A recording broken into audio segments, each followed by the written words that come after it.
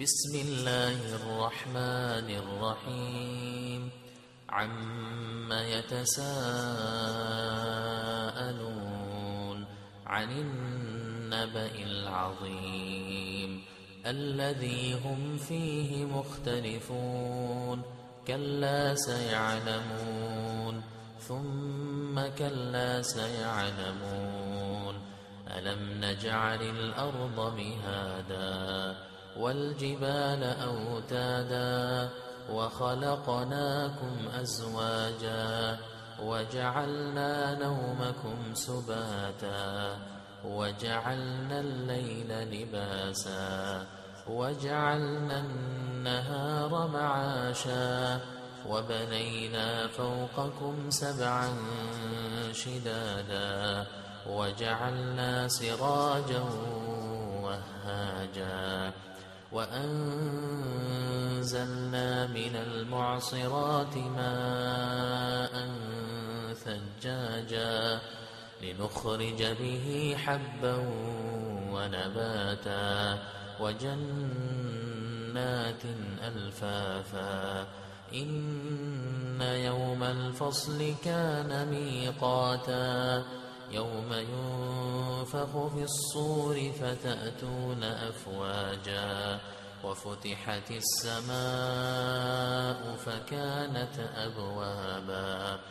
وسيرت الجبال فكانت سرابا إن جهنم كانت مرصادا للطاغين مآبا لابثين فيها أحقابا لا يذوقون فيها بردا ولا شرابا إلا حميما وغساقا جزاء وفاقا إنهم كانوا لا يرجون حسابا وكذبوا بآياتنا كذابا وكل شيء أحصيناه كتابا فذوقوا فلن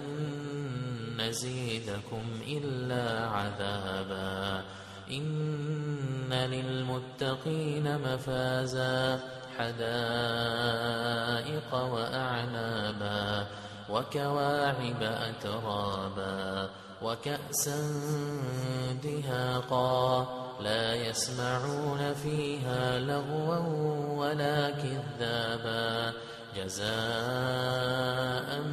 من ربك عطاء حسابا رب السماوات والأرض وما بينهما الرحمن لا يملكون منه خطابا يوم يقوم الروح والملائكة